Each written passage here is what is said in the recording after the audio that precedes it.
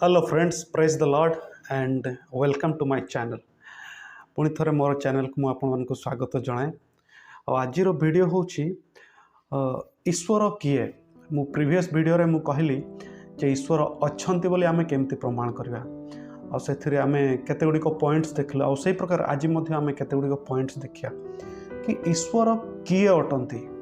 ईश्वर किए अटंती जिते प्रश्न आमको पचरा हुए आम माइंड को अनेक गुड़िक उत्तर आसी थाए जमती कि सी सृष्टिकर्ता अटंती, सी आत्मा अटंती, से दयालु अटंती, से पिता अटंती, से सर्वशक्तिमान अटंती बा सर्वज्ञ बुद्धिमान अटंती। सो यही प्रकार केते गुड़िक उत्तर आम मान निकट को आसी थाए। तो प्रथम पॉइंट मु आज जहाँ कह डिस्कस करने जाऊँगी ताहा हଉଛି ईश्वर जड़े व्यक्ति अटंती। ईश्वर जड़े व्यक्ति अटंती। जेमती जड़े व्यक्ति तार व्यक्तित्व द्वारा तार परिचय को आम जानी था से प्रकार ईश्वरंकर मध्य व्यक्तित्व अच्छी। जड़े व्यक्ति जेमिति चिंता करिपारे, रीजनिंग करिपारे, भाभी पारे, तार ज्ञान अच्छी आ तार आवेग को से प्रकाश करिपारे से प्रकार ईश्वर मध्य निजर ज्ञान, निजर इच्छा शक्ति, निजर आवेग को प्रकाश करिपारंती। सो ईश्वर जड़े व्यक्ति अटंती। आउ से व्यक्ति कौन कौन करिपारंती? नॉर्मली से समस्त विषय देखी पारंती। से समस्त विषय देखी पारंती। गोटे वाक्य ए प्रकार कहे, द्वितीय विवरणी तार 16 अध्याय 9 पद ए प्रकार लिखा अछि, the eyes of the Lord searches the whole earth in order to strengthen those whose hearts are fully committed. ए वाक्य लिखा अछि, ओडिया रे मु कहबी, ईश्वरंकर चक्षु समग्र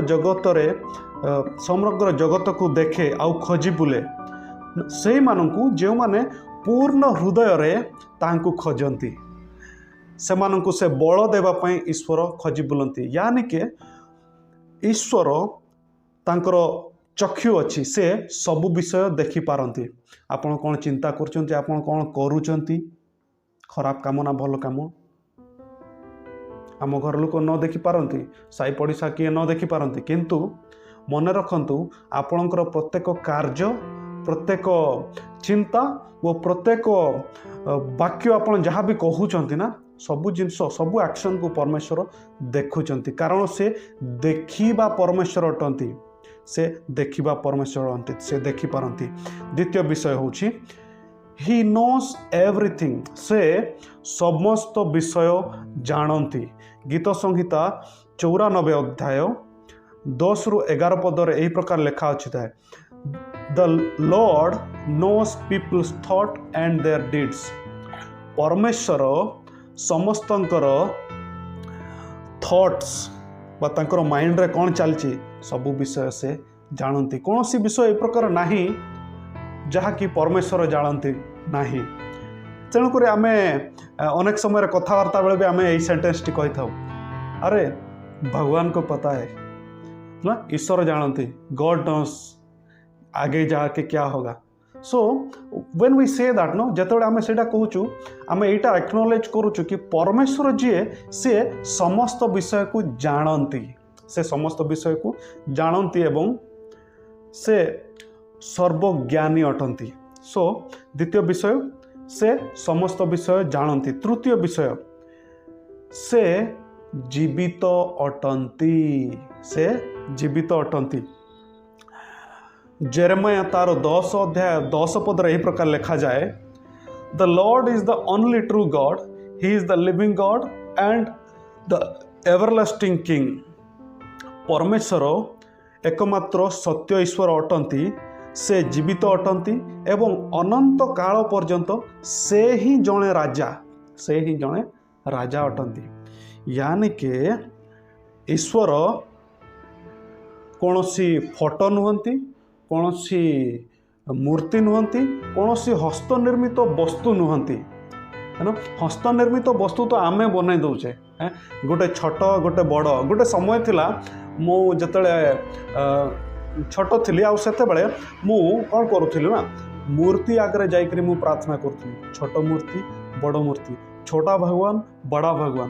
तो ये जो कॉन्सेप्ट ना ईश्वर जेहेतु से जीवित अटंती तो मुझे जिते मु प्रार्थना करी तो मूर्ति तो सेटा शुणी पारिबनी ना ही देखी पार ना ही से मो प्रार्थनार उत्तर दे पार से किसी करें खाली मोर गोटे आस्था अच्छी मोर गोटे विश्वास अच्छी किंतु से विश्वासटा मु गोटे सीमित वस्तु निकट में रखी सीमित वस्तु निकट में रखी जहाँफल मुझे से वस्तु निकट में प्रार्थना करुच्ची तेबे मत तार किसी फलाफल मिलनी बिकज कारण परमेश्वर जीवित अटंती आ निर्जीव वस्तु आगे मु प्रार्थना करवा वृथा अटे निर्जीव वस्तु निकट में मुंड नुएबा प्रार्थना करवा वृथा अटे कारण जीवित से जीवित परमेश्वर अटंती यू नो बाइबल रे गोटे एक्सोडस चैप्टर 20 बहिर्गमन 20 अध्याय ए प्रकार लिखा जाए तुम्हें आकाशमंडल तथा आकाशमंडल तथा जल रे थिबा कौनसी वस्तु निर्माण करिवो नाही किमा ताहाकू मुंड नुआइबो नाही। परमेश्वर यही आज्ञा जितेबाला मशा को दौरान से कहते विषय मशा को जिते आज्ञा दौरान परमेश्वर कहते तुम्हें कौन सी प्रतिमूर्ति तैयारी करिवो नाही किंबा ता सम्मुखरे मुंड नुआइबो नाही यानी के परमेश्वर जीवित अटंती से निर्जीव वस्तु नुहंती।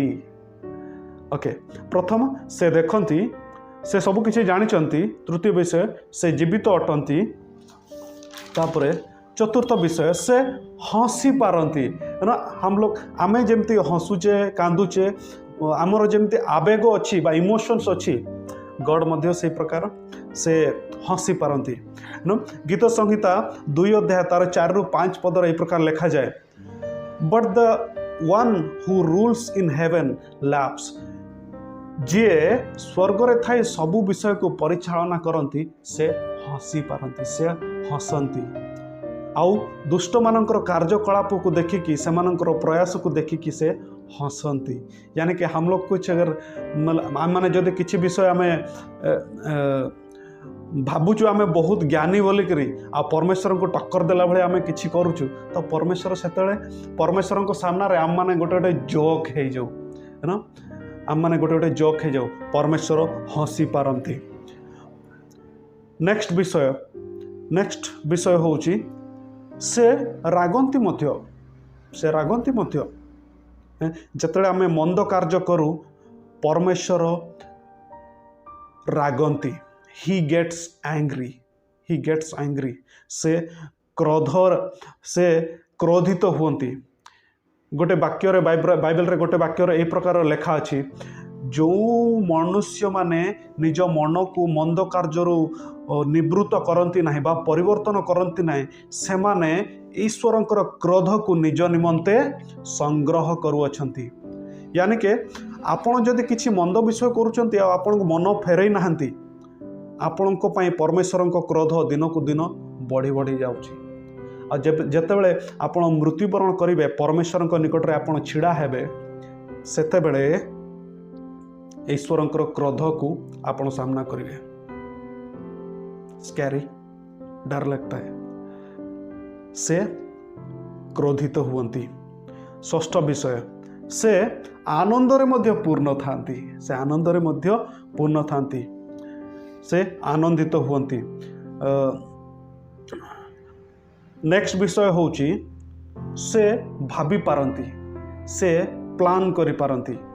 जेरेमाया 29 अध्याय 11 लेखा अछि मो निकट रे तुम निमंते एक योजना अच्छी यानी कि परमेश्वर भाभी पारंती। जिसाय 55 अध्याय 8 और 9 पद जदि आम पढ़ा से ए प्रकार लेखा अच्छी कि मोर चिंता मोर कल्पना तुमर चिंता ठारू अनेक उच्चरे एवं मोर वेज मोर करिवार कौन सी विषय को करिवार प्रोसेस तुम ठारू अनेक उच्चरे जेहेतु तुमे पृथ्वी रे बास करुच एवं मु स्वर्ग रे बास करे से प्रकार मोर चिंता तुम चिंता ठारू अनेक उच्चरे यानी के परमेश्वर जे समस्त विषय को सृष्टि करिसंती से भाभी पारंती आउरी अनेक विषय अच्छी जो परमेश्वर भाभी पारंती एवं से प्रत्येक लोकंकु सेमानंकर कार्य अनुसार से पुरस्कार दियंती बा प्रतिफल दियंती। अगर आपने बुरा किया है तो परमेश्वर आपके साथ बुरा करेगा। जदि आपण किसी भूल भाल करिसंती परमेश्वर निश्चित भाव आपण को से छाड़िबेनी। जदि आपण उत्तम विषय करिसंती तेबे परमेश्वर आपण को निश्चित भाव आशीर्वाद करेंगे। सो आज पई एतिक ही कारण बहुत लंबा विषयटी है तो आजिर वीडियो रे मुझे ही कहबी। तो परमेश्वर से जड़े व्यक्ति अटंती से देखी पारंती से समस्त विषय जानती से जीवित अटंती से हसी पारंती से रागंती मध्य तांकोठारे समस्त प्रकार आवेग रही से आनंदरे मध्य पूर्ण अटंती से भावंती एवं योजना मध्य करती। सो परमेश्वर जड़े व्यक्तित्व अटंती।